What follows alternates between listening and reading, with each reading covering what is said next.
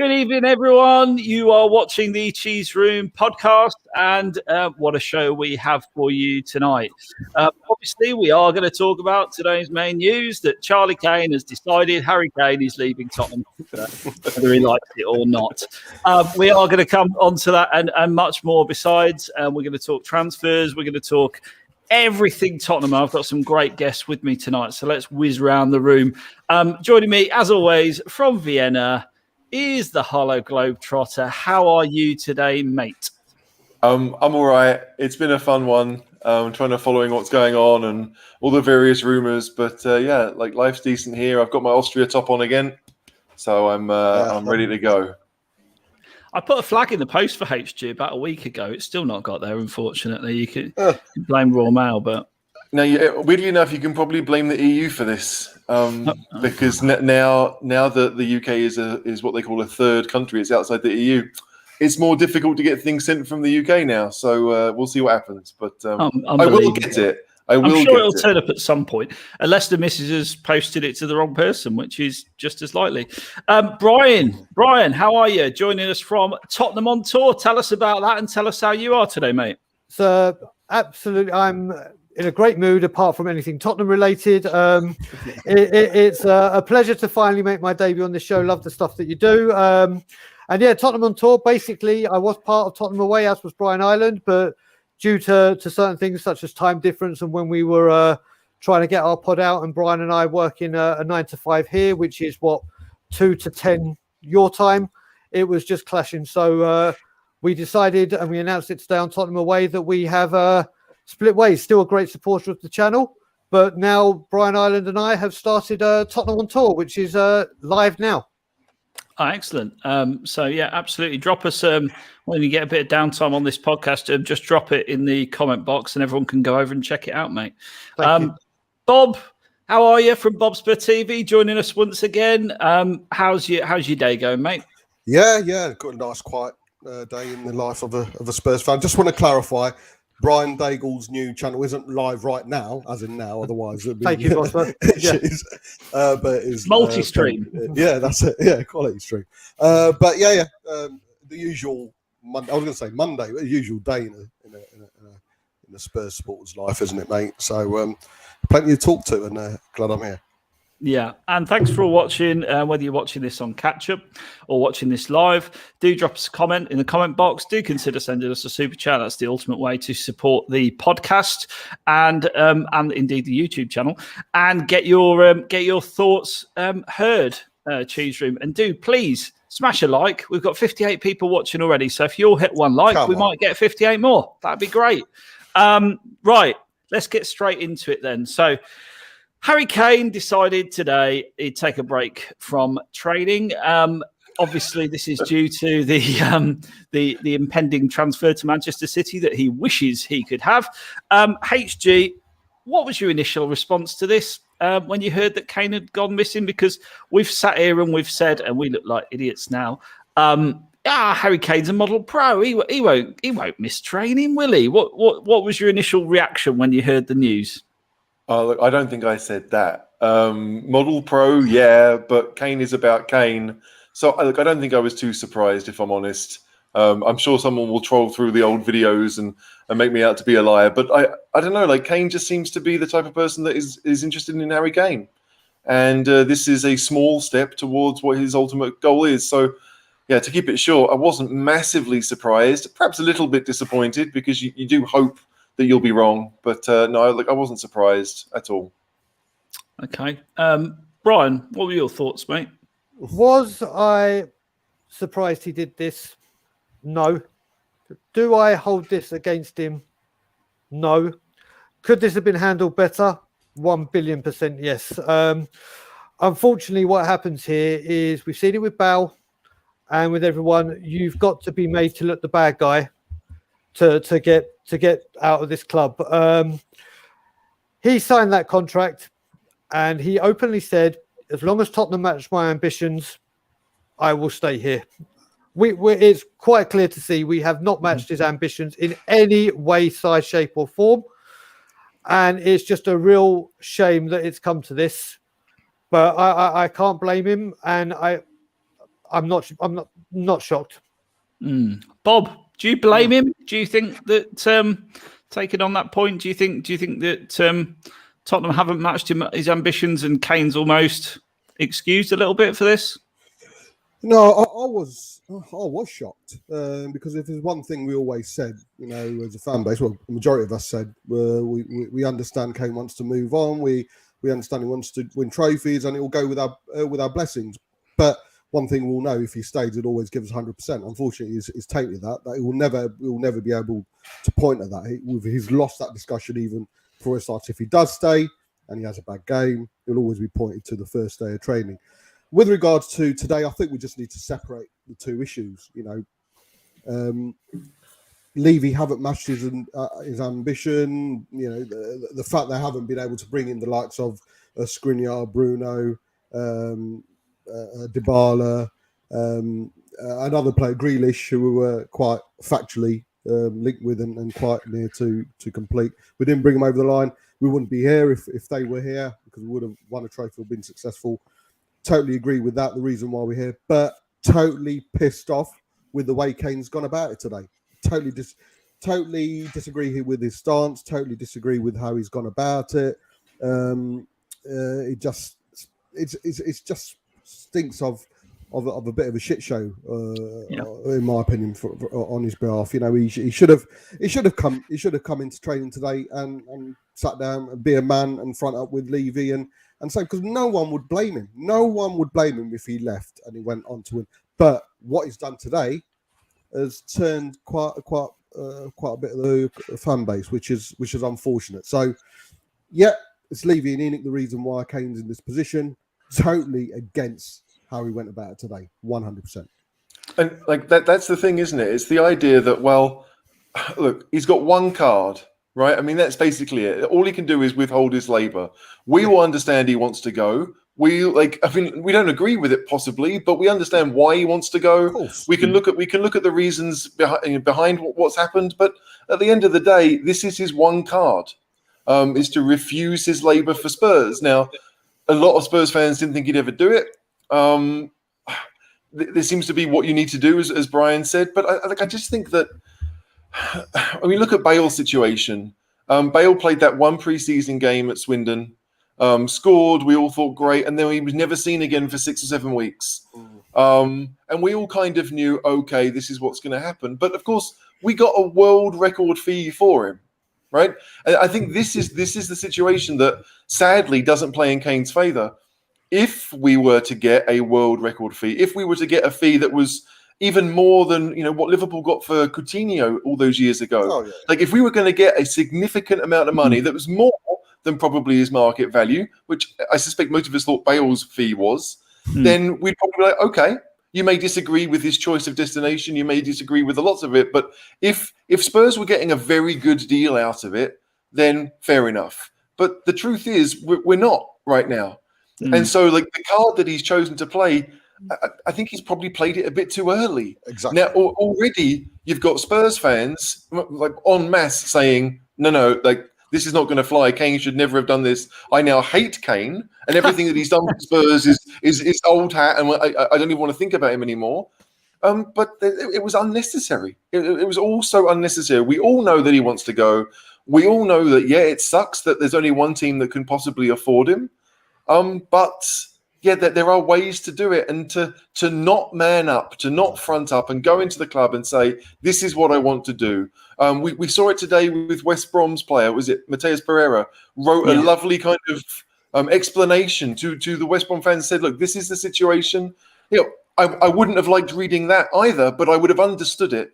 But it's just so underhand, and given the things that we've seen this summer, first with the interview with Gary Neville, and then the other thing that he did with Jamie Redknapp, and it was all leading to this. But you don't need to use the media. Levy, of course, is not going to be on your side, but antagonising him is just going to make it worse. Well, it's a crazy move when you've got a 3-year contract, isn't it, Brian? I mean, like it or not. So regardless of your view on Enoch, Levy, Tottenham, the club, the guy signed a 3-year, well, he's 6-year at the time, 3 years left on his deal. He's, like HG says, this is his only card to play. Do you think he's played it a little bit early? And do you think he's ruined or in the process of ruining his Tottenham legacy? He wouldn't ruin his legacy with me personally. Maybe he has played this card a little bit too soon. We all talk about this gentleman agreement, and I've said on many a show that having a gentleman's agreement with Levy is like going for a prostate exam and seeing that Wolverine's your doctor. That's what a gentleman's agreement is like with him. Now, what we need to look at, and what I've been saying as well, is we've got to look at this at some point that Kane is leaving Spurs. What we need to address is words that came out of Daniel Levy's mouth on YouTube when he did that interview, saying we will spend what comes in. Every single penny that comes into the club is spent on players. So if we have this 150, let's just say 150 million, whenever it goes through, the question is, do we go and spend the money wisely rather than the bail, which was quantity over quality, which is always the Tottenham way? And like AG said with the Coutinho, look at what they did with that money.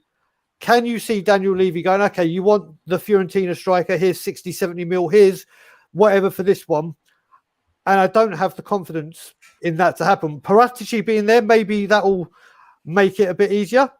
But I literally think what we've got to look at is we're now losing potentially our best player and best playmaker. So our goal scorer and playmaker is gone.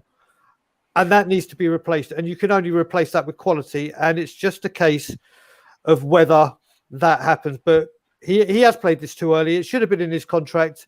And I honestly think this is all his brother, who apparently is a diehard Spurs fan, which makes this even a more weirder situation. There should have been something in the contract, in my opinion. Shannon, thanks very much. She's just dropped in a £5 super chat and also says, been looking forward to HG's opinion all day. Always measured and factual. So she's dropped in a super chat, but I'm not sure how much you paid her to write that about you. $4.99. Thanks very much. Thank Sharon, you, really Shannon. appreciate it. What I would say is, Bob, that Charlie, surely, how does he fix this for his brother now? Because he's in a really difficult position, isn't he? How does Kane back down and save face? Because to me, my opinion is this, right? There's a price. It's 160, 170 million. Yeah. If it was me, I'd be asking for a little bit more than that, if I'm being really honest. But say 160 million gets Kane. City aren't in the market of putting 160 down on a player, especially when they're talking about dropping 100 million on Grealish, and they've got all these financial fair play allegations going on. So they're just not going to drop that kind of money. So what's Charlie Kane's exit strategy of all of this for his man? Because it ain't gonna be ending that City are going to drop that money on Kane, is it?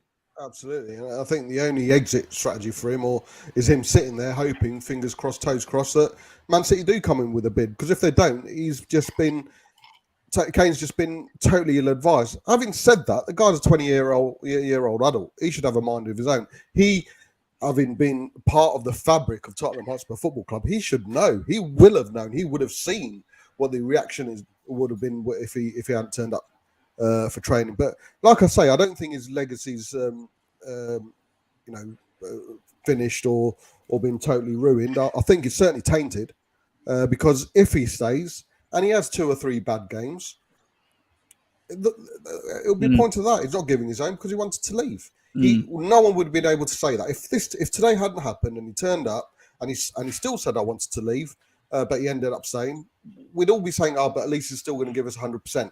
We can't say that with great confidence right now. And another thing, I do believe. I know you said HG shouldn't use the media. I do believe, and it's a personal opinion, that some form of statement should have come from Kane this morning, even if it was a nothing statement, even if it was we're in discussions. Me and my representative in discussions with Tottenham Hotspur. We'll let you know in due course, because that would have been something factual for the fans to point at and say, well, at least he's talking about, come on, Levy. If anything, the pressure would have been on Levy. Come on, Levy. You need to do something. You need to do something. By not turning up at Tottenham Hotspur training today is a statement in itself. he's put out a statement without putting a statement out. We're all sitting here trying to work out what it is and putting the blame game on Kane, and he's certainly got loads of disgruntled fans up against him and everything else. Whereas a simple statement from Kane this morning, I'm not going to sit here and say there wouldn't have been a circus. Of course there would have been a circus, and we would have probably just been inundated with many messages within the group chat as we would have we had today. But at least we would have been able to look at a statement and say, you know what, he's put it out. Good on him. At least we know why he's not turned up. But the fact he's sat here and there's about 4 or 5 different stories going to be fine. He didn't turn up because of COVID. He wasn't due back. Blah blah blah. It's all a guessing game, and that could have all been prevented by him putting out an official statement rather than a statement saying, "No, I can't be asked today. I want to leave." Because that's what everyone thinks. No, I get that. I'm going to ask you all three this next question. So, how do you think Kane will react, providing he's not allowed to leave? Because the only way he's allowed to leave, right, in my view, is 160 million gets him. I mean, what's his expectation? Firstly, that all of a sudden Daniel Levy goes, "I'll tell you what, I'll take that 100 million that was on the table a couple of weeks ago." It just isn't going to happen. So my question is, how do you think he's going to react? I'll go to you first, Brian, and then I'll come back to both of you. So if you ever think about it, how do you think Kane's going to react to that? So, I mean, the first thing I want to address is what you were saying about Man City. Now, I've got kind of a different opinion, as does a couple of people that I speak to, that Man City have obviously got a lot of trouble coming their way, and there could be a huge transfer ban coming in. Obviously, that could rule them out for Haaland if it goes on next summer. Yeah. So if you're about to have a ban and you know you're in trouble, why not just go hell for leather and just get everything you need in to cover you for that time? How does Harry Kane react? Do you know what? This is such a strange one. I was saying it on a pod previously. He comes back. Obviously, you're going to have a very unhappy Harry Kane. Now, I believe he will still try his best and give his all. And the thing is, what we're trying to do at the moment is get the Deadwood with the bad attitudes and everything out.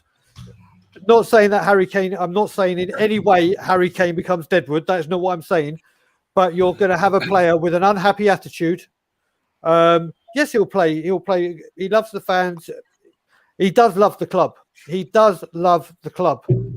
It's just come down to this. I mean, obviously, like Bob said, it's everywhere now. Every single mistake he makes, or when he turns up to training, there's going to be cameras everywhere. If he has a bad game, cameras everywhere. Every single fan, or Match of the Day, or Sky, or BT. Oh, this is because it's all set up for every time if he doesn't score a goal in a game, that it's going to go, "Oh, Kane's not bothered. Kane's not bothered." I mean, with a lot of people, he has tainted what he's built. I just can't. He can't win. He can't win, and it's a shame that such a talent that we nurtured and brought up, and has been England captain. And apart from this, every single step of the way, he has been the perfect role model, not just as a footballer, but as a man. You never see him in the papers for the wrong reasons. He's with his high school sweetheart, brought up 3 girls, or bringing up 3 girls. Everything he's done in his whole career has been phenomenal. And this has just tainted it that little bit. And I just can't see a way out apart from the exit door. Hey, She. Look, this all comes back to Harry Kane signing the deal, right? Which was his own choice, his own mistake. So the fact that he's now having to become the bad guy to get out of his own mistake, like, I'm not being funny. We all know what he's like. We know he's just turned 28. He eats well. He does everything right. He could play top-level Premier League football until, well, maybe for another 10 years. I mean, if Sheringham played to 40, I don't see why Kane can't. Sheringham was the same type of striker. So I just think that he's pushing so hard for 1 year of football with Manchester City. Is it really worth it? Does he think that Man City won't come in for him next year? It just seems really hasty to decide, right, this is my only chance. I personally think there'd be a really good chance of him going to Man United next summer. I think next summer there might be a few more options available to him. Man City clearly are the ones that have decided he's the guy now, but with Man United having spent all the money on Sancho. But I just think that for Kane, look, obviously it's frustrating for him that he can't do what he wants to do, but the reason why he can't is because of him and his brother. This is their situation that they created, and they're asking, basically Tottenham to do him a favour when there's nothing in it for Tottenham. Like if it was a deal where everybody won, right? Kane gets the move that he wants. We get the fee that we're okay with.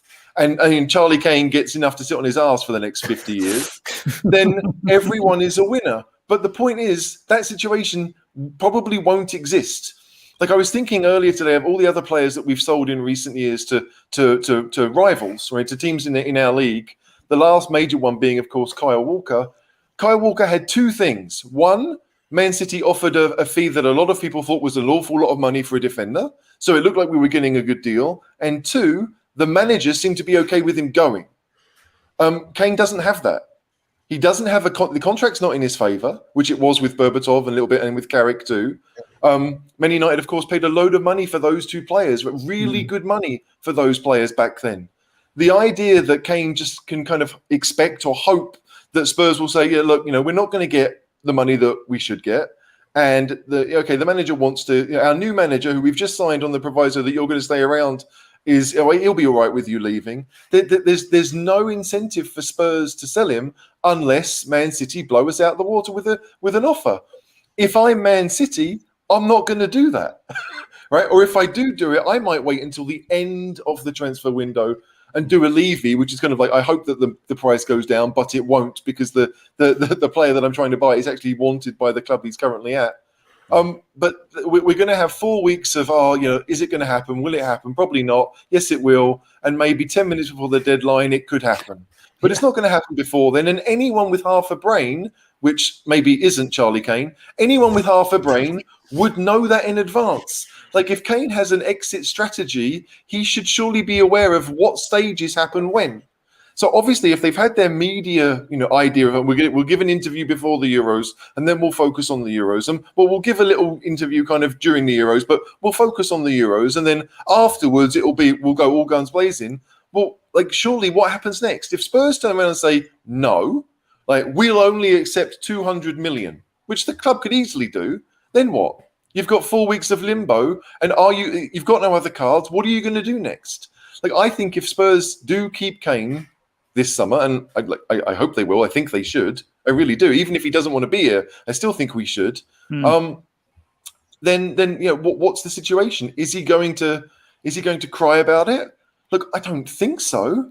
But I didn't think he was going to do what he did today. I thought he would just come in and play a couple of preseason games, get himself in form, and maybe at the end of August he'll get the move he wants. But the idea that he will just do nothing, or that we'll send him to the under-23s, well, we're not going to do that. There's no way we'll do that. Like we'll expect him to honour his contract, and let's face it, that's all Spurs are asking him to do. Honour the contract that you willingly signed. If you want out of it, great. Find someone who's willing to pay the fee that we want. Until then, it is a lot of noise, and so it's frustrating because we know that we know it could go long term. That Kane ends up doing nothing and ends up poisoning the atmosphere of the squad and all the rest of it. But personally, I'm willing to call that bluff right now. I don't think that's going to happen. Bob, your view on that as well, and for you, if 140 million was on the table, would you take it? Sorry, Paul, just repeat that, mate. You've got a cough there for a bit. Sorry. Yeah, so if Kane was, if City were to offer, I don't know, a bit less, say like 120, 130 million, is there any part of you that says, yeah, let's do that deal then? Because, it's money on the table. We can do something with that. We can rebuild the squad, hopefully. And it's you've got rid of a player that ultimately doesn't want to be there now. Or do you hold your guns and say, no, 160 is the price. You ain't going anywhere, sunshine. You signed a contract, and that's that. I'm like yourself. If Ben White's going for 50 million, are we really saying that Kane's only 3 times worth? No chance, mate. For me, he's around the 2 mark. It's just made him. It's just embarrassed himself in a way. I'm sure he's sat there all day doing this. Oh shit! What have I done? I'm sure there's a part of him that regrets it.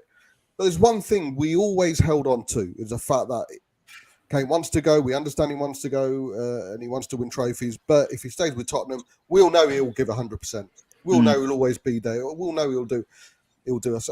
he'll give us his all. But we can't say that anymore. He's totally tarnished that bit. But there's ways to turn around it. If he comes in and scores a hat trick for the first 3 games, fans are fickle. They turn quicker than you probably refill your glass of booze, mate. So, that's how quick we'll turn. It's if he comes in and starts banging the goals, it'll all be forgotten to an extent. Yeah, but it'll just starts tapping the badge, while he's celebrating. Exactly. But the fact he's kind of chucked the whole argument of I'm 100% Tottenham regardless of anything, even if I stay.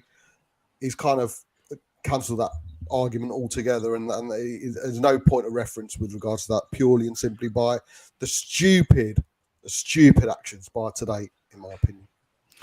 Yeah, and obviously our first game is against Man City, so that just makes it even more tasty. I've already heard from his agent, not from Spurs, his agent, that he'll be sitting out that one. Brian, do you think he'll play against City first game, assuming we hang on to him? Not a chance. And we've got to remember as well, even if he goes before then, I don't know if you remember, but when Andy Cole went to Newcastle and Gillespie went the other way, the actual next game was Man U Newcastle, and they had it written that they do not play in this game. So I'd imagine Levy would do something like that. There's no way, with all this now, there's no way that he starts against Manchester City. There's no chance. And the thing we have to address as well is, like HG said, if this goes through right at the end of the window, we need to make sure that the replacements are already, like, no dilly and dallying. Those players are ready to come in, because if we get rid of Kane and we get like a Fraser Campbell that came in to replace Berbatov and Keane, we're in a huge mess. But I just cannot, for the life of me, seeing Kane start that game against Manchester City whatsoever. I don't think he'd even be allowed in the ground. Not even in the director's box. Just say what there's been a lot of talk. Some fans, some within the Spurs group, and some are surprised by how suddenly people have turned on Kane. Mate, fans are fickle. Every single club's fans are fickle. I was expecting to win the Premier League under Jose, then I couldn't wait to get him out of the club. We're all fickle. Deal with it. But this whole notion of, fans are suddenly turned, how dare you, mate, it's going to happen. Believe it or not, it's going to happen. These will be the same Spurs fans who'll celebrate the loudest when he scores his first goal after he comes back. So fans being fickle is no news flash. So it is what it is. There's 150 odd people watching right now. Please do smash a like, because we'd like to get that number up during the broadcast. Replacement strikers. Okay, so Kane is going to go at some point, right? I think we're all probably agreed on that. Whether it's next year, year after, he's going to go at some point. There's been various rumours. We've been linked with several people, including the likes of Danny Ings in the Premier League. Where do we go for a striker, do you think? Who is your dream replacement? I'm going to ask you all. So let's go Brian first, and then I'll go around. So the one I want, I've said it on many places. I haven't seen anything of him, but I've heard so much about him, and I can't say his name. It's the guy from Fiorentina. And the reason I want him is, A, he's young. Yeah. B, look what he's doing. We could get a bit of longevity with him staying. What he's doing in Italy sounds terrific. And he's got power, he's got pace. I mean, people keep talking about Danny Ings. Now, Danny Ings, we all know, whether Kane stays or whether Kane goes, Danny Ings has a worse injury problem than Harry Kane. And you just know that when Kane gets injured, there's a likelihood he will be injured. Now, Danny Ings is a great striker and has shown in the next couple of weeks, but just on his injury record, I just don't want him at the club. I would go all out for this guy at Fiorentina. Vlahovic. Yeah, thank you. I just can't say that name. That's all right. HG? Look, the first thing we should do is get the guy that we've lined up to play alongside Kane, because surely we need a second striker anyway. So whoever that was has to come. I don't really know who that would have been, but look, bearing in mind that we've got Paratici making these decisions, he almost certainly plays in Italy. Vlahovic is a decent player. There's always that concern that he's only had 1 year of real success in the top league. Do you want him to come in and be the main man? I mean, there are various strikers that have scored goals in Italy Piontek is one of them. We were linked with him. He went to Hertha Berlin and has done nothing since. So it's a worry. Like if you're asking for dream, then the dream is Haaland or the dream is Mbappe. That's not going to happen. When I say dream, I mean realistic dream. Not realistic dream. Okay. I've always loved the Real Madrid striker, Luka Jovic. I watched him a lot at Frankfurt. He's not done anything for Madrid, but I watched him a lot at Frankfurt, and he's just the type of, like I've said this before, there was one goal he scored at Chelsea when he was playing for Frankfurt, and his teammates were celebrating before he'd even scored. That's how good his finishing was. They knew he wasn't going to miss, and he didn't. It would cost a lot of money. I know he's on ridiculous wages at Real, but I suspect that they might be willing to shift him, even maybe on even if it's like a 2-year loan, but something where both sides can get something from it, and we have a future fee kind of put into the agreement. I don't know, but Luka Jovic, I like. If you're going to look at strikers, maybe the people that we need, Berardi is also in Italy. Played for the Italian national team in the summer, likes to cut in off the right. That might be something that we need. So I could see him possibly being an option. There are a number. Like if you want to be the old Spurs where we take punts on youngsters, there's a couple of guys in the French league that may well do it. But there is no one that is, I would say, recognised as a striker. No one who is proven in the Premier League, maybe outside of Danny Ings, really, but no one who you'd think, right, this is the next great striker. All of the other options that play for England, with Callum Wilson, no. Matt Rashford's not going to leave Man United. Martial, I don't think any Spurs fan really wants him. So no. You're looking at punts, basically. I mean, there's no way around it. We are going to be looking at punts. So if Kane was to go, then I'd want to sign 2, maybe even 3 of them and say, right, you've all got a season. Who takes your chances? Great. And if you don't, then you might be hooked to the next year. But Jovic is probably the main one I can think of. Bob, you in agreement with that, or is there anyone who's tickled your fancy lately? Yeah, I mean, Vlahovic, for me, just reminds me of another Soldado. I love Bobby. Another Young, another Vinicius. They've all had wonderful seasons at the respectful leagues, but they've never done it. And to be honest, he's one of those players that I had to look up once we got linked. He's not really been at the forefront. Like HG just says, he's had one good season. I ain't got an issue with Ings, and I know people take the mickey out of me with regards to that. I think he's Premier League proven. Yes, he's got injury issues, but he hasn't since while being at Southampton. It's not been that bad. I think he's only missed a few games, but every player to an extent will have that risk of injury. But I do like him. I really do like him. I think he'll be. And if we want to be a big club, and we want to go for and want to wear the big pants, I'd honestly test the. I know they've got a lot of money at the moment, and they are investing at the moment. But Calvert-Lewin at Everton, yeah, test it, see how it goes. No harm. If we want to be a big club, and we consider ourselves, I consider myself as the biggest club in the world. I would do though. And we are going to go for the likes of Romero and possibly Vlahovic.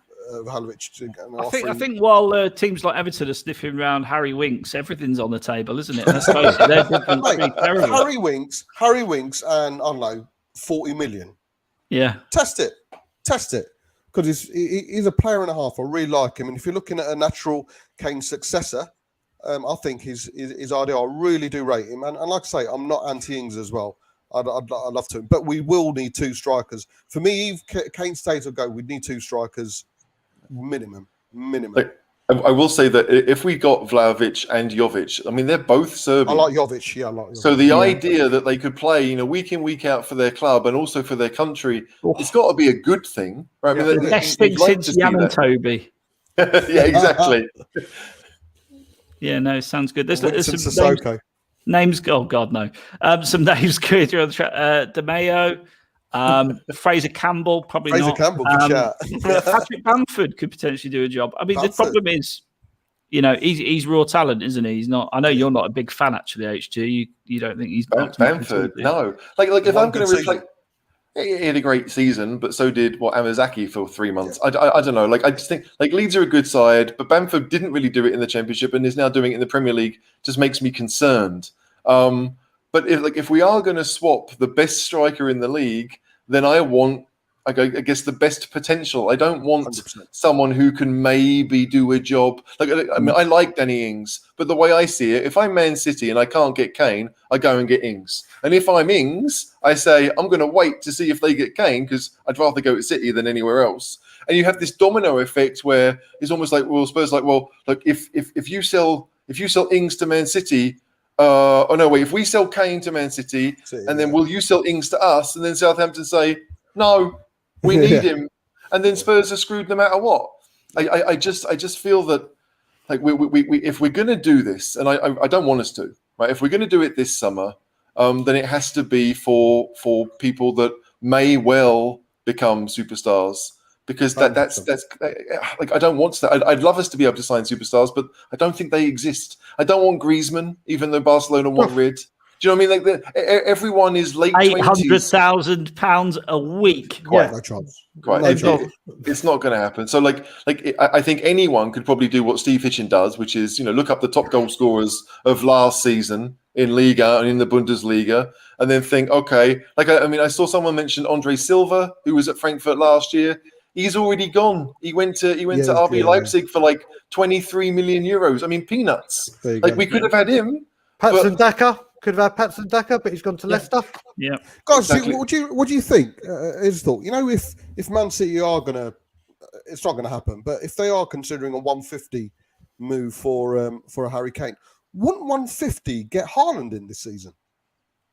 Yeah, but he'd have to want to come, wouldn't he? And that's just it.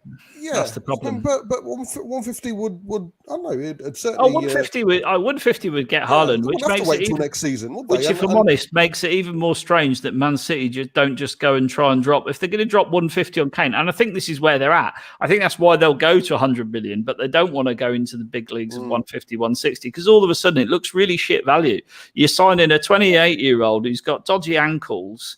As a couple of months off a season, whereas you could be, signing a baby-faced assassin, what is he, like 21, 22, something like that? And he's just banging him in for fun. He's a better player than Kane. Let's be honest. He is a better, and it definitely a better longer-term prospect. So, that's kind of what makes it a little bit weird to me, to be honest. And I think so much of it is driven at the moment by Kane's camp. And Charlie Kane in especially that I just think they've misjudged the situation completely. But let me ask you this.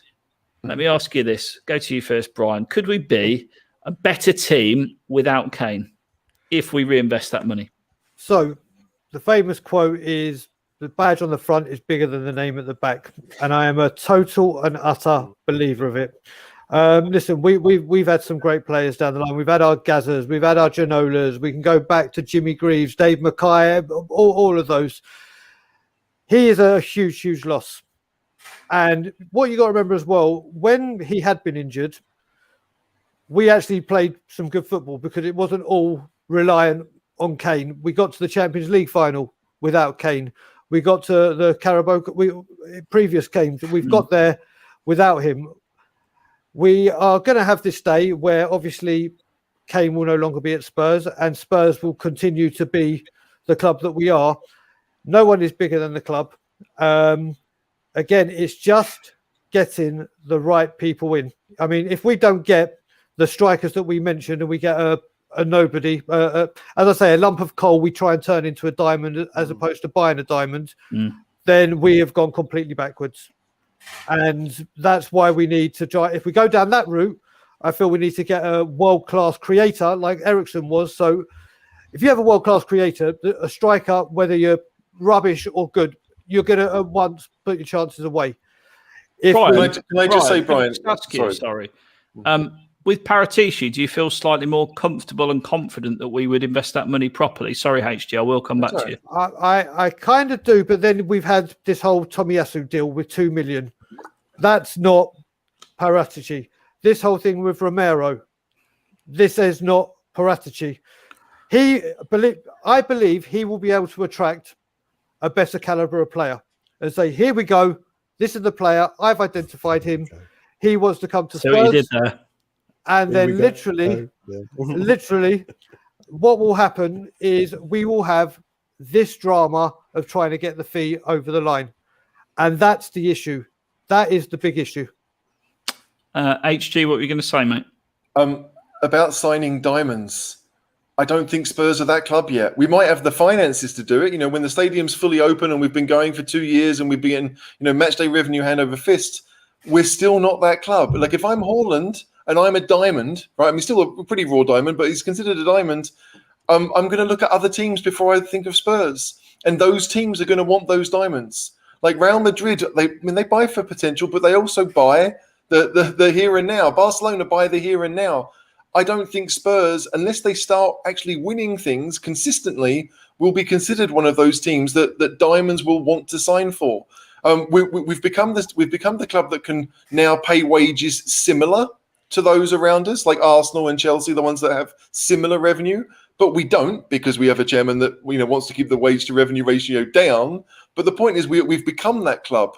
But that doesn't mean that players want to sign for Spurs. We don't have the history of success. Like you look at Chelsea last year, they signed Werner for a lot of money. He was wank for them. He was terrible. He missed chance after chance after chance, and he's got what? An FA Cup winners medal and a Champions League medal from it. That's why people sign for Chelsea. And that's why they don't sign for Spurs. It's like I hate that fact. We're in a league where you've got 6, maybe 7 teams now going for 4 spots. And I still think we're trying to run before we walk.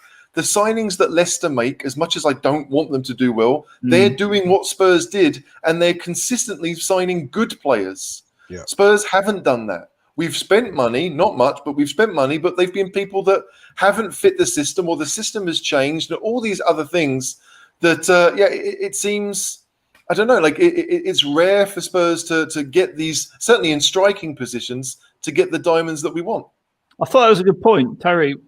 Shouting out, we are signing the diamond in Romero. So, and I believe that deal is waiting to be announced. Really, I think we were just waiting for backfill. I'll put my neck on the line. I'll put my cock on the block and absolutely check it out there. I'm telling you now, we're signing him. I'm very, very confident. I've got some in the nose, and the caller is in the know. I'm telling you, it's over the line. Who Spurs debate? Josh. Yeah, exactly. Yeah.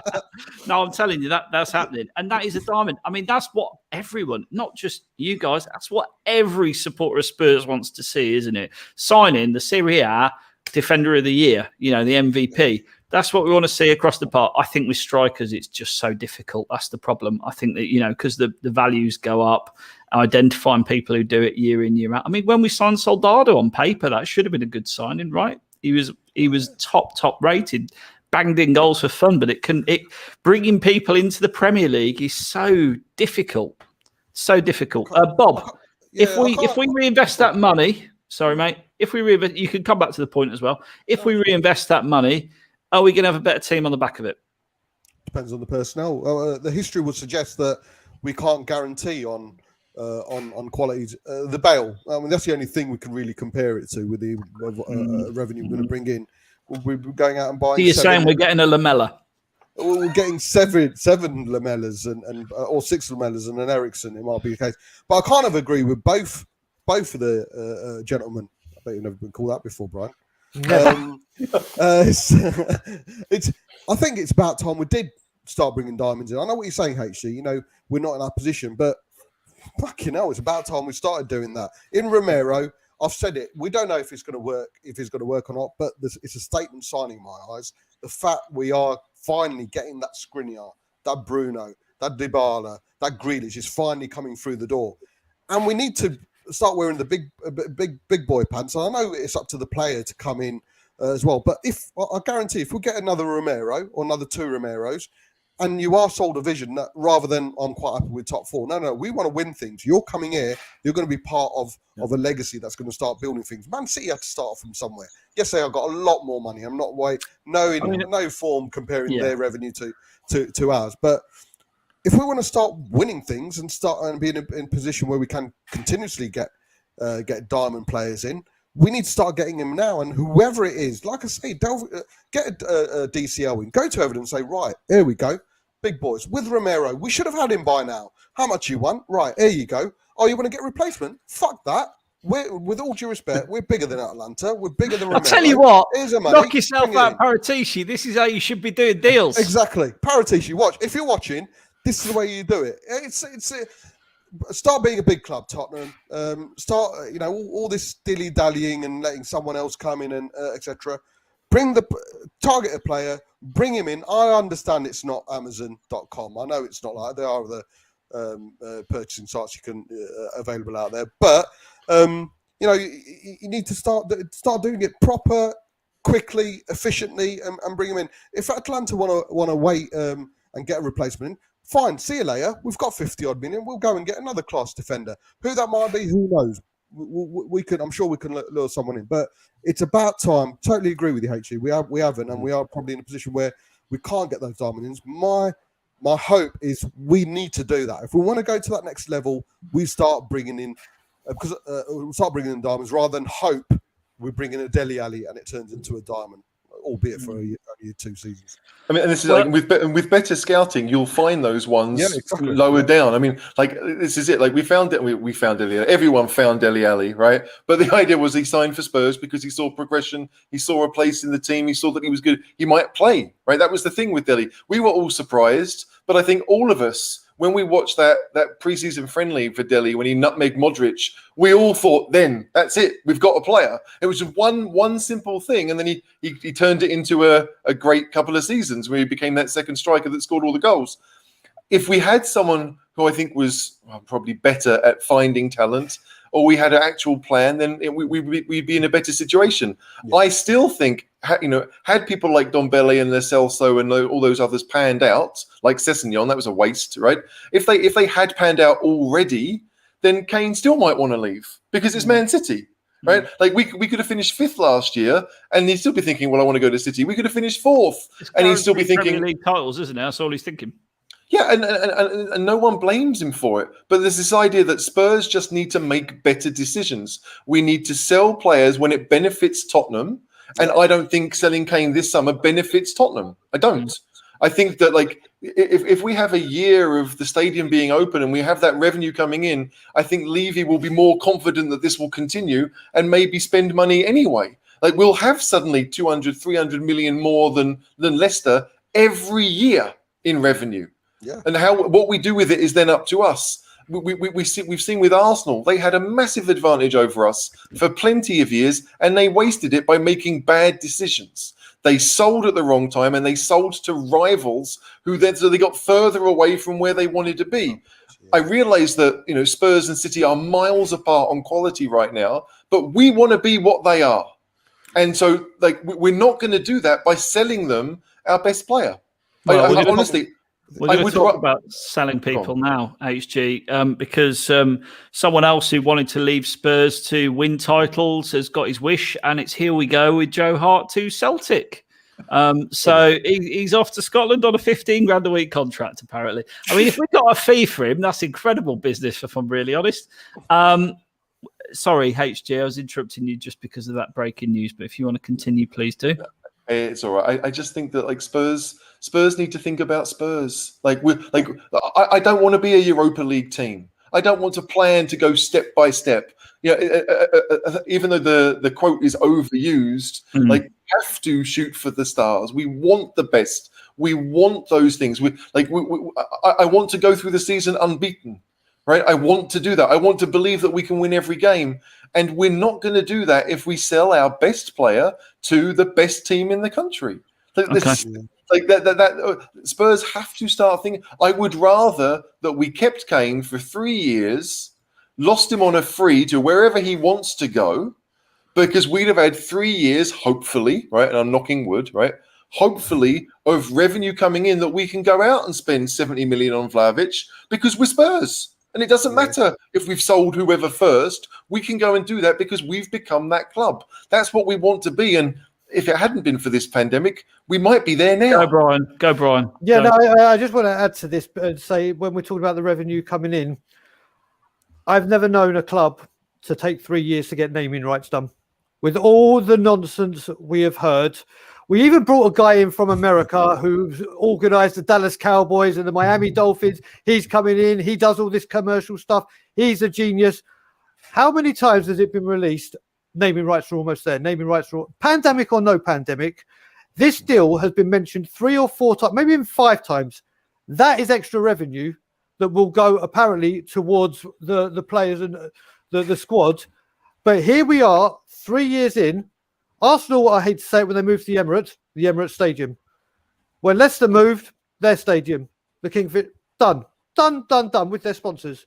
Well, in fairness, with Leicester, that's not a great example, mate, because Leicester, I mean, the owners sponsored the stadium. It's basically the same as the Etihad and Man City, isn't it? It's different. I mean, it could be the ENIC Arena, I suppose. They could throw 100 million quid in, but anything. There's extra. We've been close, apparently, 3, 4, 5 times.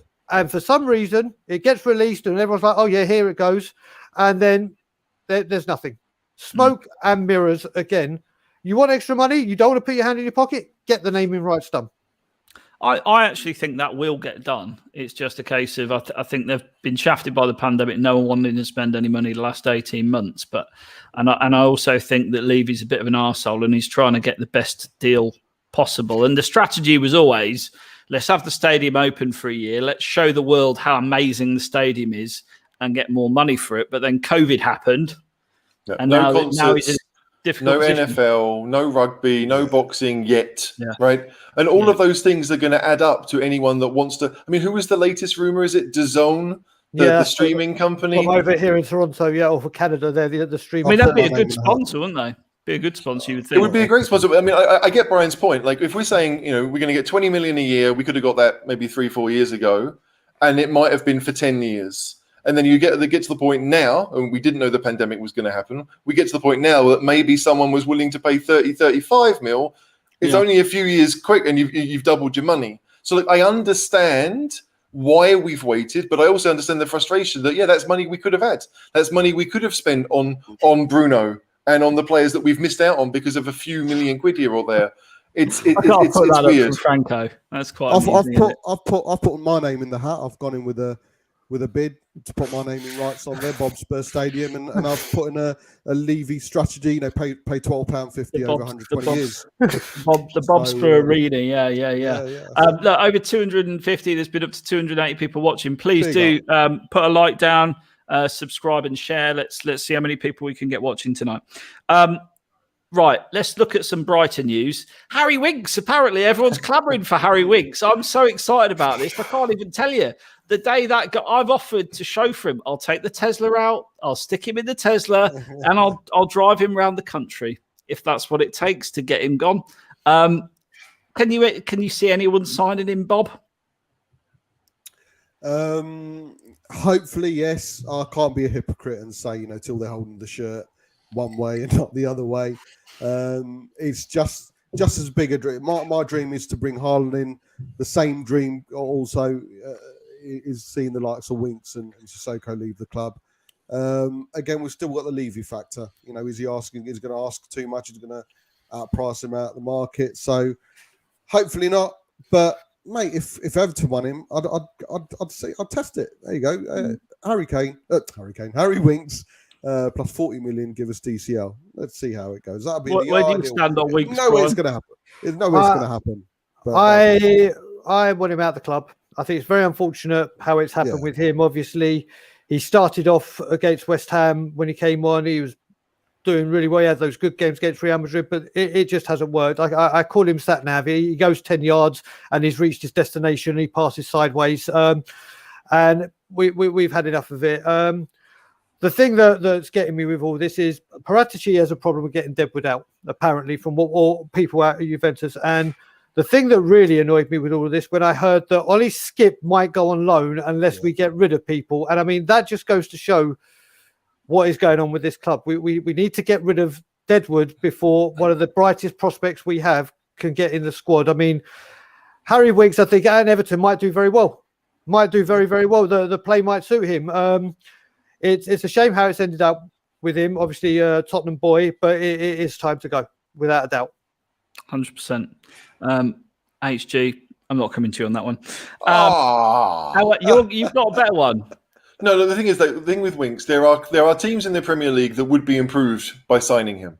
Absolutely, right? They may not be Everton's quality, they may not be Villa's quality, but teams like Southampton, teams like Newcastle, they're big-ish teams. He would improve their midfield. So if you're listening, sign him up. He's great. And the answer to this question, by the way, is easily. Yeah. Right. Sissoko. Right, let's talk Sissoko. I mean, as if Harry Winks being lined up with Everton didn't get me excited enough. This nearly finished me off. Sissoko to Saudi Arabia. Is Saudi Arabia ready? Bob, you're shaking your head. Is Saudi Arabia ready for the talent that is Sissoko? No one can be ready for Sissoko. I'd take your Tesla out and send him out there, mate. No problem. Drive him out there. We want to move all the deadwood. Of course we do. But I think Hazy touched on it earlier. We need to be careful. It's all very well getting all these deadwood players out, but it might be to the detriment of numbers for us. Of course, we're not going to lose that much quality by losing the likes of Winks and Sissoko. But if we're losing numbers in the squad and we aren't bringing anyone in, then I don't know. We're already a much weaker team than what we were at the end of last season, with Toby going, Lamela going, and possibly Kane going. We're a much weaker team. So getting all deadwood out suddenly without bringing the numbers in could affect us really, really badly. But yes, Sissoko, mate, of course. I'd pay the Abu Dhabi club money and let them have them. It's we need all these players out, of course, but we need to be careful. Brian? Completely agree with Bob. We need to get these people out, but we have to be careful. We have to be very careful. We all want these players out, but you can't just ship 3, 4, 5 of them out and then not get the replacements in. It looks like Abu Dhabi or those clubs in that area are becoming like our feeder club, like Southampton and Liverpool. It's like literally, God knows what they're seeing. I mean, they will pay the money, but again, it's whether the fee is realistic. We have a problem with obviously trying to get them out, and some of it has been the figure, and some of it obviously has been players don't want to leave. And with these players, they may get a deal accepted, but then it's the contract they're offered. And if it's not as good as what they're on at us, then it's going to be a no. But Sissoko and Winks, especially for our midfield, we have to be careful. We have to be careful and see how it goes. But if he goes, again, happy to get him out. Happy to get him out. Oh, I'd love it if Sissoko goes. I really genuinely would. He ruined the Champions League final for me after a few seconds. I mean, that should have been the ref. Ruined it for you. Well, no, Sissoko was guilty of the crime, unfortunately. Yeah, it wasn't a penalty, but ultimately, wrong place, wrong time. Sorry, Musa. You got to go, Sissoko. Also, a rumour of Sanchez going to Sevilla, HG. What are you thinking about that then? Yeah, like rumour. Like, was it his agent came out and said that Sevilla had been talking to them, that if Koundé goes, then maybe he would go there. It would be a great move for everyone. I think that's safe to say. Like, if we're signing Romero, we've lost Toby, but there's probably a couple of other centre-backs that we'd like to see moved on. That would be a wonderful move for Sanchez. I think he'd be a fool not to take it if it gets offered. And that's not because I want him to go. I don't really want him to go. I just think that that would work for the club. You don't want him to go. You must be about the one Tottenham Hotspur supporter I know that doesn't want him to go. The only centre back I was desperate to keep this summer was Toby. Right, so like it's been a bad year for me so far, but like I just think that none of those centre backs inspire me with confidence, really, apart from Toby. I don't really care if they like. If you ask me to pick between Sanchez and Rodon, I can't. They're both pretty ordinary, if you ask me. If you ask me to pick like Tanganga, yeah, I'd like to see him move up the ranks a little bit. Yeah. If we play 3 at the back, he's going to get his chances. But like, I just think Sanchez, because of his age, because of the fact he's well known. There are teams that will want him, more teams than Rodon, and so it makes sense. But like I don't like if he stayed the season and Rodon went, I wouldn't be upset. I just think that one of them probably needs to go because they're too similar for me. No, absolutely. Brian, would you keep Sanchez as we stand now? I know you've just picked up on the point you don't want to upset the apple cart by selling everybody. What's your view on it? Well, Sanchez, the way I look at it, is the one we can get the most money for. One of the things I will say, with the Deadwood or the senior players that aren't in the first team's plan, when it comes to the Europa Conference League, I want it to be flooded with youth, flooded. But I think a couple of these players in there for experience and whatever may be a benefit. As everyone says, Sanchez is genuinely the one that we can get the most money for. So again, if we get rid of him, again, it's how many centre backs do we bring in? This is the area that we are so. It's the biggest problem at the club, and then you get rid of our best one, and then you get rid of another one, and it's like, okay, so Romero, let's say he comes in, it's done, it's dusted. You've now got rid of Sanchez. There has to be another one or two that come in. Like I will say that I think it was last night. I was having a chat with Father Nick of the Cheese Room and kind of talking about what the squad could end up looking like. And like I assumed that Romero was coming, and I assumed that Tomiyasu was coming. But after that, I think there were maybe 3 signings that I wanted. One of them was another centre back, a left-sided centre back, a central midfielder to kind of be that physical threat, but the physical player that Sissoko was in games where we might need it. And then a second striker, assuming that Kane was going to stay. Those were the 3 that I was looking at, thinking that's what we probably need. And selling Winks and Sissoko, and maybe Sanchez would be going, and maybe Rodon would be going. So we'd have, I think, like 6 options at centre back, because I still think that playing 3 at the back is the way for Spurs to go. But like I still think deep down that we don't need to do too much when it comes to like if we get rid of 5 and we buy 5. I'm happy with that. If we get rid of 6 and buy 5, I'm happy with that, because we're getting rid of players that really weren't playing, and we're bringing people in that you hope will play. Like Skip will get many more minutes, obviously, for Spurs this year than he did last. That's a good thing. And so I don't think we need to sell 10. I think that it helps. If we did go 3 at the back, it would help Doherty staying. Aurier doesn't look like he's wanted by anyone, so I could see him staying another year and leaving on a free next. I really could. But I don't think we need to make these massive changes. It is more cosmetic, and it's the coaching change is the biggest one. The fact that we're going to have a coach who actually wants to create a team and actually wants to work with the players, as opposed to just sit there and wait for the press conference, which seemed to be what Jose was doing. So, I'm always optimistic, but I don't think we need to do as much as many Spurs fans in. We just need to get a better team and get a better balance. Yeah. Can you just chop through some comments in a minute? I'm just going to be right back. Is that all right? All right. Yeah, no worries. There's one from Jonathan. He says he wouldn't sell Rodon. What about you, Bob? What would you do? No, with Rodon? I wouldn't. I think he's a quality defender, and after Toby, what some would say is probably one of our best remaining there. Certainly, if we bring a Romero in, he can learn so much off him. I know Romero's younger than him in age, but experience-wise, he's bringing a lot more. And certainly, the likes of Tanganga and Rodon, for me, are the future of Tottenham Hotspur Football Club defensively. Play or not play, they certainly, in my eyes, need to be there. Like I think if I was looking at, as I took this squad, I kind of drew up in my mind. I think my 6 centre half options based on a back 3. I think I had Ben Davies as a left centre back, and then the new signing as the left centre back.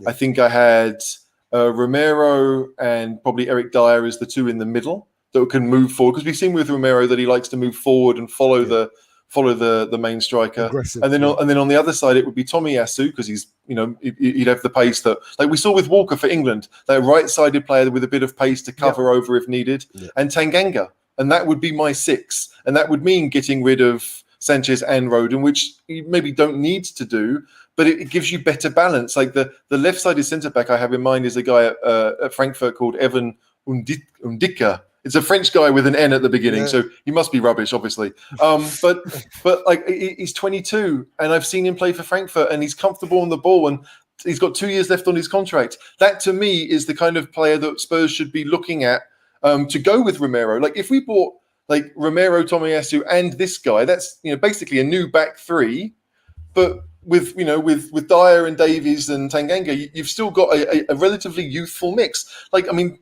what is Davies is now 27, 28, I think. He'd be the oldest of the lot. And I don't think Davies is a great player, but is he serviceable? Absolutely. He's kind of like the John O'Shea of those Ferguson teams at Man United.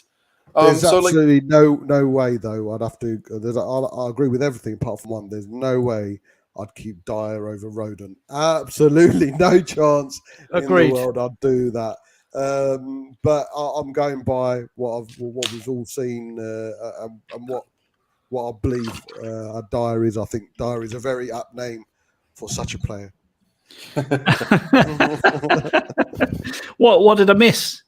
I come in and you're talking about Dyer and bloody Roden. I mentioned Dyer, and Bob's just said how Dyer he is. And it's a fair point. I just think that Spurs over the last 5 or 6 seasons, they have been better when Dyer's been in the team. I don't think he's a centre-back by trade. No. But I think that if you asked him to kind of make that role of like, sometimes I defender, sometimes I move into midfield, that suits him. If you said to him, like, your job is to mark the other team's number 9, you're going to have defenders either side of you in case you cock up, that's okay. He's not the quickest. I get the idea of keeping Roden over him. Of course I do, because Roden's younger and we really don't know what we have with him. I just think Roden over Dyer, I've got to say. I think Dyer's awful. No, he's not awful. At times, well, you know my view on Dyer. At times he's been solid, but then he's not really. I like Dyer. I think he's got a lot of good attributes, actually. I think he is a good leader. I think he's a good role model, and I think he does care. But he's not really a centre-back, and he's not, these days, a central midfielder either. He doesn't want to be that. This is it. He doesn't want to be a central midfielder. He wants to be a centre-back, and that's a big thing. And this is it. But crowd control, I'm telling you what, he's all over it. So I think my personal opinion would be if we can get a shot of him, I absolutely would. I think Roden you can work with, and he's got pace and he's got potential. That's the other thing with Dyer. He's got the turning circle of an IKEA Pax wardrobe. He's got no pace whatsoever. And that's always going to hamper him unless you've got 2 real speedster centre-backs either side of him in a 3, you know? So for me... he's another one who can go. And look how long he's been at the club. And a lot of where I will say I completely agree with what Brian's saying about Daniel Levy is he's not moved enough people in and out over a period of time. Even if you're not spending the money that we'd all like to see, there's got to be more turnover. You've got to keep it fresh. It's so stale. 7 years he's been at the club, 9 years for Lamella. It's great that we're getting this overhaul now. I just want to see it continue and continue and continue. That's absolutely what I want to see. And the number of Dyer penalties, absolutely true.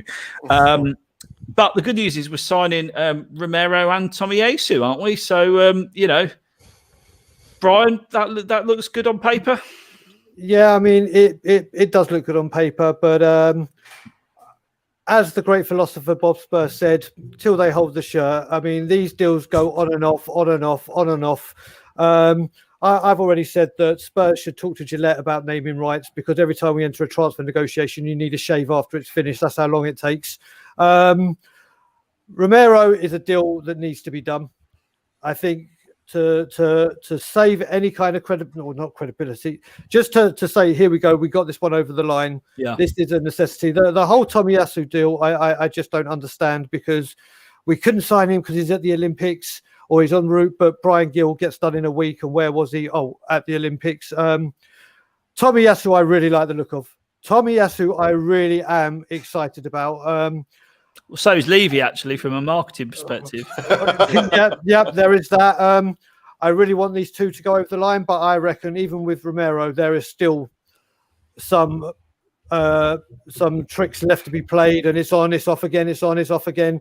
I think he'll get done, but I don't think it's going to be as easy as, he's on a plane, it's done.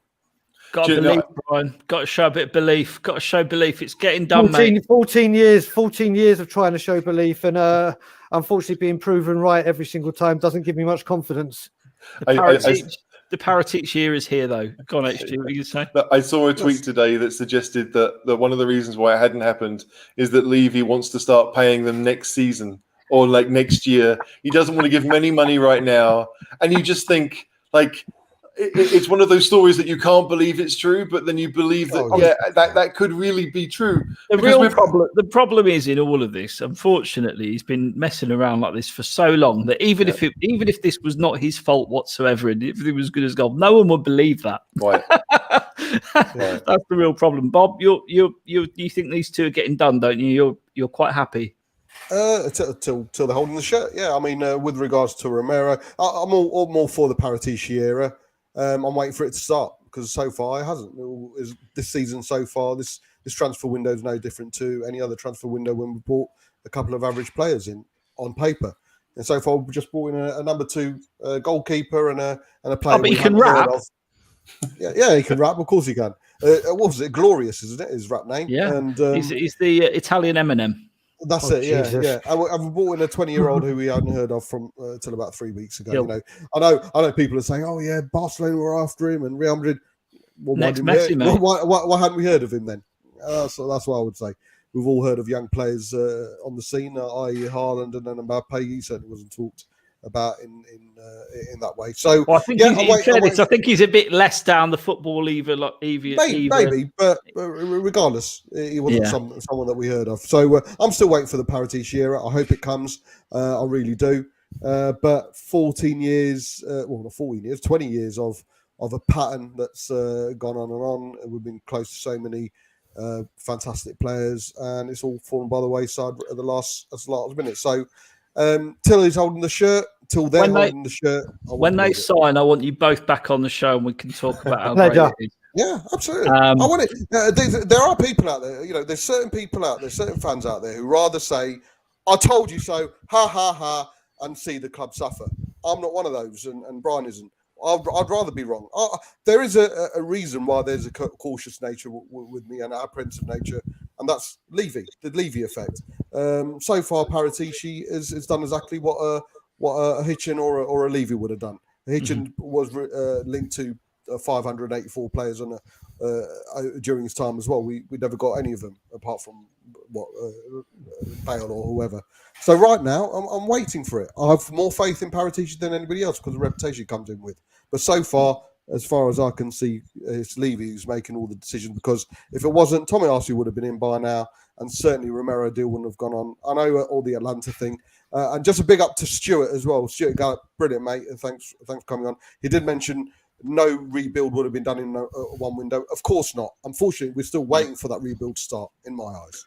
No, I think he's absolutely right. It can't be done in one window. You can't unpick 2 or 3 years worth of stagnation like that. But I am very much a glass half full kind of guy, and I honestly do think that Paratici will do the business. I think whether it's in spite of Levy, I do genuinely think that the Italian stallion is going to get us very excited this season and next. HG, you're going to have to explain this little question you've stuck in the run sheet. Does it bother you that footballers are active on social media? Well, clearly it does you. Look, I saw a tweet, and I won't say who it was, but I saw a tweet today who was obviously upset that Galini had posted this little video of him and son on social media, and was kind of like, I can't believe that another player who's interested in social media. I just thought it was ironic because the guy was complaining on social media about it. Like if we're okay, we're all, let's face it, we're all probably middle-aged men. We don't mind social media. Okay, like Kohler, you are there, my friend. You are there. We're all middle-aged men and we all use social media. Why the heck wouldn't a 27-year-old Italian do that? They use it far more than I do, absolutely. But you know what? Like, that's just what we did. Like, I did things that were very different to my parents. Obviously, I just don't understand why fans could get upset at the idea that players like social media. I don't know. That's why it was in there, because to me, I don't really understand that's what they do. People their age, they like social media. Isn't that normal? I mean, yes, when you're in your 30s like I am, it's perfectly normal. We need to be careful, though. We've got a group chat going on. And I won't mention any names, but there was an instance a week ago where we're on the group chat. We're talking about one specific Spurs player. And there's, by the way, for everyone watching, there's about 40 of us in this group chat. And it's a sight to behold sometimes, isn't it, Caller?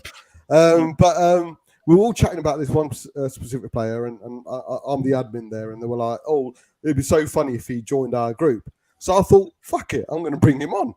So this very well-known Tottenham Hotspur football player, I added him to this group chat, probably my own wrongdoing, and there was a certain person in there saying, "Oh yeah, he's a tosspot, he's a tosspot," and I joined and I invited him into the group and said, "By the way, this gentleman has officially joined our group." And one of the group chat people didn't believe it. And he carried on saying, "Oh yeah, but he's a tosspot. He's a tosspot." I'm like, no, mate. Just to let you know, he has really joined join the group chat. So we had to swiftly move him out of it as his job because the other guy didn't realise. And yeah, I still wonder if when you did read about it, you wonder what the hell was going on. But yeah, social media manager. Don't worry, Bob. It'll be fine. Yeah, that's it. We need to be. Yeah, that's it. We need to be careful, I suppose. But no, you can't get too. Let them live their lives, right? Let these guys live their lives. If that's what they want to do, if it doesn't affect Saturday, what do I care? I just think it's such a strange thing. Like if being on social media affected my family or affected my job, then there would be a problem. But it doesn't. So it isn't. It's just a weird thing to see. It's part of the world now, isn't it? Ultimately, it is part of the world, and you have influence, and that is an aspirational job. So it's my niece who's like 14, and she aspires to be a social media influencer. I mean, that's like a career path, isn't it? I mean, Christ. I should say, go and have a word with Matt Hayes. He's made it. Yeah. I want to be like Matt Hayes when I grow up. Yeah. And I loved the last question you prepped for me on the run sheet. Who would you most like to punch in the face, and why did you pick Charlie Kane? Look, I just, it's crazy. I have an issue with people who have been promoted above their station. Whether it's through family connections or whatever, when someone clearly can't do their job and they just look smug all the time, I have an issue with that. Like I don't know Charlie Kane. I don't follow him on Twitter. I don't really know much about him. I've seen the picture I think everyone has seen of him sitting in his office with all the pictures behind him, with his waistcoat on, and like he looks the business. But like we all know, like what you work for your brother is what you do. Paid for that. Like you represent your brother, like you take care of his diary. It just there's something about that face that for me personally, I would pick him. And I don't know him, and it's harsh to say, but this like the whole Kane situation has made people like I find it crazy that people look at Charlie Kane and think that he's the mastermind of this. Yeah, I just don't see it. I don't. Like Kane knows what he's doing. This is on Kane completely. And so it's harsh on Charlie, and I know he's not listening, but like really, it's just I don't know. No, I'll put it all on you, Charlie. I disagree. It's definitely your fault, and quite frankly, you need to get a grip. What's this? Fabricio just gave an update of Romero. Can you guys talk about it? I'm sure we can if I can get it up. It might be, I think Paul posted it. So if this is it, I'm assuming this is it. Okay. I mean, it does look like the same thing that's been recycled about 42,000 times so far. Yes, it is. Yeah. Atlanta closing in on Demirel as a replacement on loan with a buy option.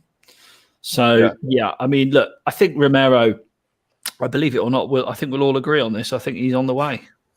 Like he'll probably fly. He'll fly to England tomorrow. I don't know if he has to quarantine, but most likely not. He'll fly to England tomorrow. They'll take a few pictures, and some point on Wednesday, we'll get the official announcement. Even though we'll have seen various things on Twitter beforehand that he's already in the country. I think it's done. I'd be really surprised. This is a good shout, actually. Are we going to Portugal or Northern Ireland? So the Europa League draw today, wasn't it? Who were the two teams? Oh, don't know. Yeah. Who wants to put an offer up for this then? Come on.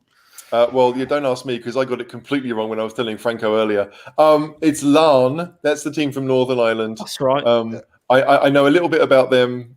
This is their first ever European campaign, and they've got through 2 rounds already. Wow. So they're well done to them. That would be lovely if Larne got Spurs in their first ever European campaign. And the other team, Passos de Ferreira. I Wikipedia'd it. They finished 5th last year. I don't know any of their players. I'd secretly hoped it was the team where Sandro had signed because that would have been nice for him to come back. I think we have to expect that we're going to Portugal, but it would be nice if we went to Northern Ireland. I think that would be fun. You're telling me we could play Sandro again? No, because he's at a different team. But I was hoping he was at Passos. Got you. Sorry, I misheard you. Yeah. Well, in case anyone who's watching doesn't know, Sandro has been on the pod a couple of times, and he's very good friends with Brendan McGurty, who has him on speed dial. He's only mentioned it once every other second. So look, Is there anything else you guys want to talk about while we've got some time? Yeah, I just have to answer that question about who would you like to punch in the face. Well, we know, Brian. We know. I've just got to get it out there, and boy, would it be a tremendous punch. Oh, my God. It's the punch I've been saving up for and wanting to do all my life, and it will be at one man and one man only, and that is Daniel Levy. Oh, that would be like birthday, Christmas, anniversary, everything rolled into one. I would love to. He's got one of those faces, though, that you could punch 1,000 times and it still wouldn't make a difference to his face. How tall are you, Brian? I'm about 5'10". Oh, you'd have to stoop a bit, mate. I don't care. I'll do anything, mate. Anything I have to do to get one punch at him, I would do anything. Literally anything. I'd sing the Oliver song. I'd do anything. Literally. So Levy, if you want to raise money for Spurs, put yourself in some stock. There'd be plenty of people who'd be willing to do that. A few rotten tomatoes, hopefully nothing worse. But it's like some of his signings. Yeah, exactly. But I might as well give mine as well. I'd like to punch a certain individual or people who like to make themselves look big and intellectual and fantastic by bringing down other YouTubers. Sorry, you leave me out of it. yeah. Who like to bring down other YouTubers and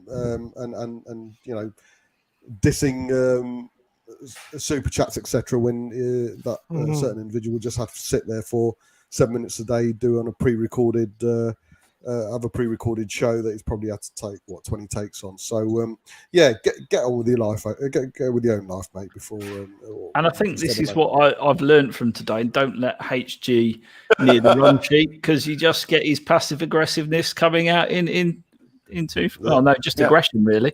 I don't like people who have been promoted above their station. It happens all the time, and I have an issue with it, and it's my issue. But yeah, like as I said before, anyone with a half decent record as an agent would not have done what Charlie Kane did and allowed Harry Kane to sign that contract. The reason we have this thing today is because of that decision.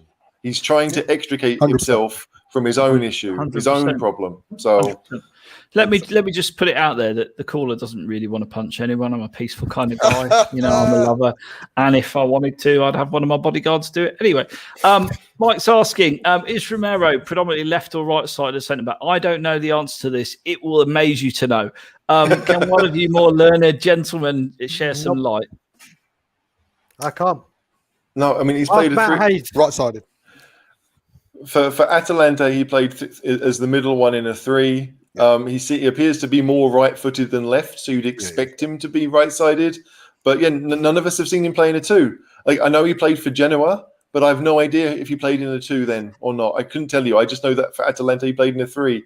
I would expect him to be the right-sided player, but yeah, who knows? Yeah, he played in a 3. He's right-footed, and if ever they did go into a 2, he always plays on the right-hand side because. Yeah, there you go. Like this one, you boys are absolutely delusional over Roden. Did you even watch the Euros? I love it. FFS, which I don't know what that stands for, but he means me. Yeah, I watched the Euros. But yeah, he's Michael Dawson reincarnated. How dare you have an opinion? I love Michael Dawson, but Roden, quick, big, not much up top. That's how I see him. Okay. Skip. I hope Skip stays. I would love to see him and Højbjerg bossing the midfield. I've got to be honest. I'm sure I'm probably speaking. Tell me if I'm wrong, guys, but I think that's a wish for every Spurs fan. He's been playing some great football pre-season, some great football last season at Norwich, and he looks hench, doesn't he? He's proper bulked up now. He's sort of left a boy and arrived back a man, and I think. Certainly, when we need a double pivot, you'd expect him to be in there with Højbjerg. Fair to say, Bob? Do you think Skip big season for him? Hello, Bob. No, we'll go, Brian. So when it comes to Skip, go on, Bob. I think him and Højbjerg would be ideal in. Hello, can you hear me? I think there's a delay going, Bob. Hang about, Brian. You answer the question, and Bob, try and come back to us in a minute, mate. So I when I had my job before we closed for COVID, I actually had a big friend who was a Norwich fan, born and raised in Norwich, moved to Toronto. He's now living in Amsterdam, but he was waxing lyrical, giving me game-by-game analysis of Ollie Skipp. Now, we heard all the big talk about him. I knew there was something there, but I couldn't see it when he was having his little cameos when he was playing for us. You knew there was something there, but he just needed to go somewhere and get experience. And he certainly did that at Norwich. He looks incredible. The loan has done him the world of good, and I'm expecting big things from him. I think when you hear Mourinho, love him or hate him, Mourinho came out and said he's going to be a future Tottenham captain. Whether you agree with Mourinho or not, for him to come out and say that about a player is big words. And just watching the bit of the pre-season I've seen him, just his passing range is fantastic. It really is. And there's a couple of sliding tackles. His timing and going in for the tackle is second to none. And I'm really excited by him. Really excited. Me too. Bob, you were trying to talk, mate, and you were sorry about that. A little bit of a delay on the line. Yeah. Your view on Skipp, mate? Yeah, absolutely. I think it's weird how we even talking about all these rumours came out about him going out on loan. I think he for me is a first starter alongside Højbjerg this season. He's shown enough, and absolutely quality. Spurs through and through. I think sometimes you put too much pressure on a player, but not for Skipp. He's the kind of player you think who could take on that pressure and make us better in midfield, and that's all what we want. So I'd definitely make him a first starter alongside Højbjerg, without doubt. I'd love to see him in the team. I really would. I think that here we go. Kane, if he doesn't go to City, he'll end up with United. I mean, do you think United would be a better fit for him, Brian? Do you think that's more likely, maybe? So, with the Man U thing, I mean, I heard, I don't know if it was a guarantee thing, that apparently Man U were going to bid 80 million and offer De Gea, Van Beek and Martial in exchange plus the 80 million. And I was like, hell no. But if you swap De Gea for Henderson and swap Martial for Greenwood, I would have been like all over, done. It ain't going to happen, especially with Greenwood. Henderson, you never know. Van de Beek is someone we desperately need. Didn't work out, that creator. Man U will sniff around. Now this is going on, I think they will sniff around. My worry is, and I don't think he will go there at all whatsoever, this is going to alert Chelsea. And Chelsea are a team that will come down and go, right, what do you want? And put the money down. I don't think Harry Kane would go that low to say, right, I'm off. I don't think he'd do that. But I think right now there's going to be City, Chelsea, and I'm sure Man U right now are talking about how can we get this deal done. So I think they have to come into the equation just because it's Manchester United. I just don't think we're going to do business with Chelsea no matter what, to be honest.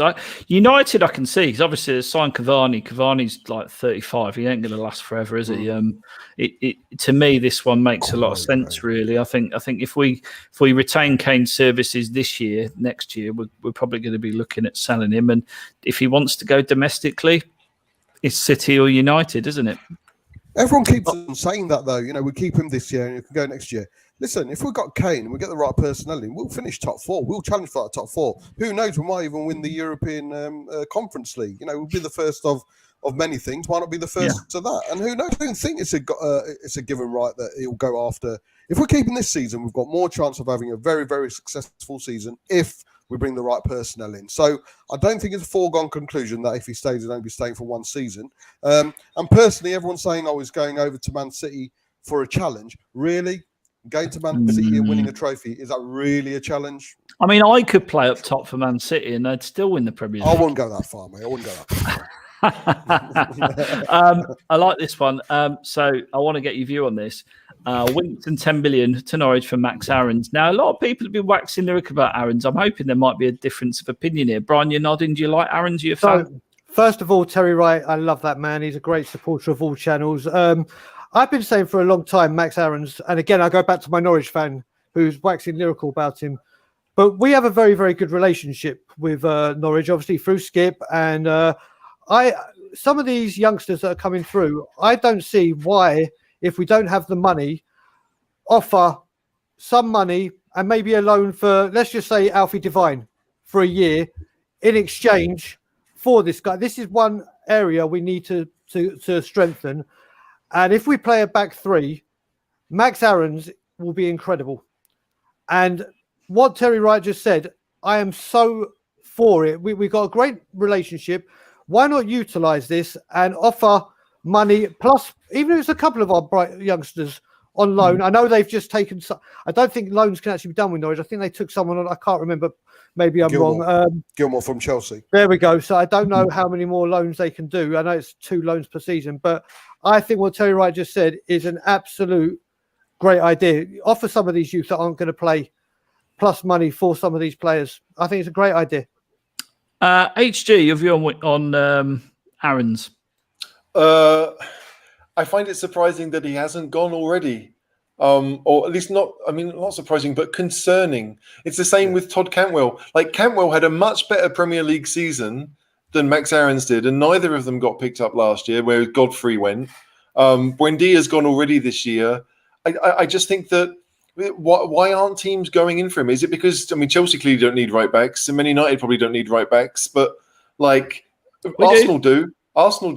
So why aren't people really hovering around Max Aarons?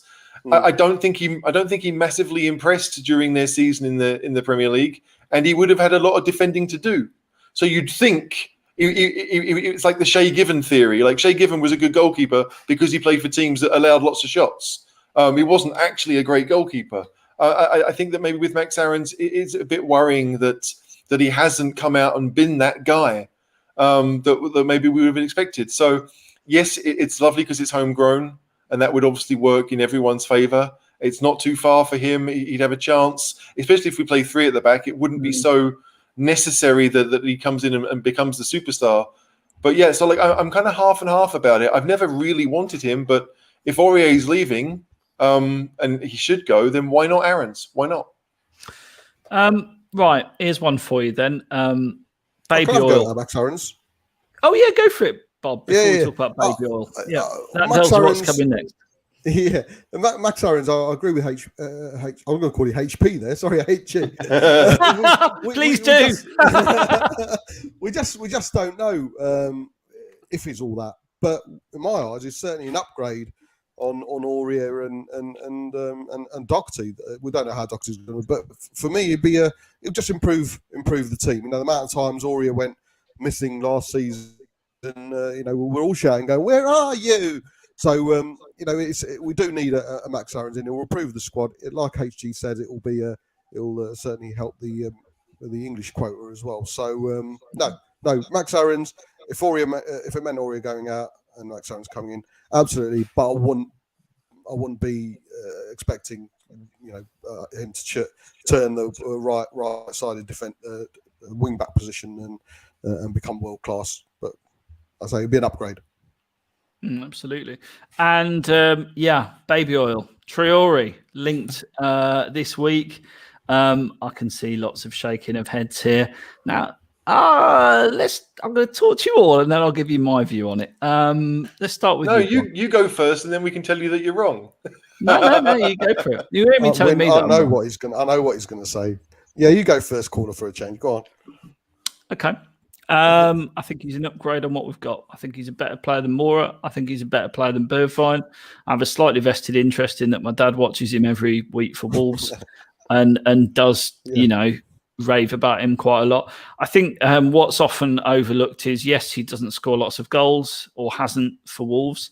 And he only had one very good season, but he did show what he was capable of. Barcelona was sniffing around him, back again. Obviously, that's where he started out, as were many other big teams. And they were sort of talking 50, 60 million pounds this time last year for the guy. The downsides are he's injury prone in his end product, but he's still very young and can learn that. And what you would have is someone who can unlock a defence. He has got the top stat in the Premier League last season for dribbles attempted and players beaten. So he's got the ability to beat people. He's lightning quick. If you can coach that end product into him, and bear in mind he is still young, then he'd be a hell of a player. And Mora, for me, runs into too many dead ends. Bergwijn doesn't know where the back of the net is, and that's why I think it'd be a good upgrade. Having said all of that, I don't believe for 1 minute we're signing him. So you now get the opportunity, one by one, to tell me I'm wrong. Bob. If we're going to get him, we might have just kept Lamella. Is another Lamella with a bit of pace. That's my personal opinion. I mean, that's a burn and a half, that is, isn't it? No one deserves being compared to Lamella. Brian? First of all, it's not going to happen in a billion years because Wolves don't need money. And let's just say... Wolves do, actually, Brian. Wolves do. They're trying to sign... They are trying to sign one... they're trying to sell a marquee player. So him and Neves or whatever to bring some cash in to reinvest. So Neves is a player I'd rather take. Neto is a player I'd rather take. He's had one good season, like you said. Don't get me wrong, that guy, I mean, the one thing I will say is he has given me the memory of the best commentary I've ever heard. If you've ever seen that game for him in the Europa League, where the Spanish commentator, as soon as he gets the ball, just starts making the noise of a Formula One car. It's just the greatest commentary of all time. So he's given me that. But like BobSpur, he's just got no end product. And yes, you got the Nuno link, and yes, you could try and coach that. I just in a billion years, this isn't going to go over the line, and I don't want. It will be money that could have gone elsewhere on things that we do need. Yeah, that's a fair comment. HG? Yeah, I kind of agree with the other two guys.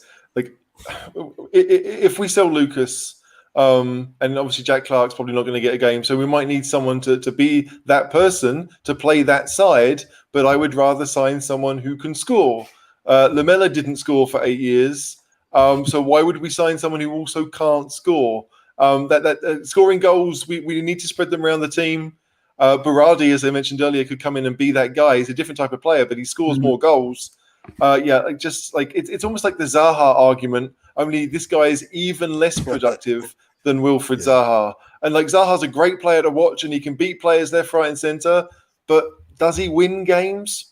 Not enough. Not enough for Spurs. This might go in. I mean, he's going to have a hell of a season now. You boys know that, right? And and this is recorded for all time. And I tell you, it's going to be another moment like 3 years ago when I told you Skip was a better player than Winks, and everybody laughed. But no, I tell you what, look, if Adama has a good season this season, it's because Nuno is gone.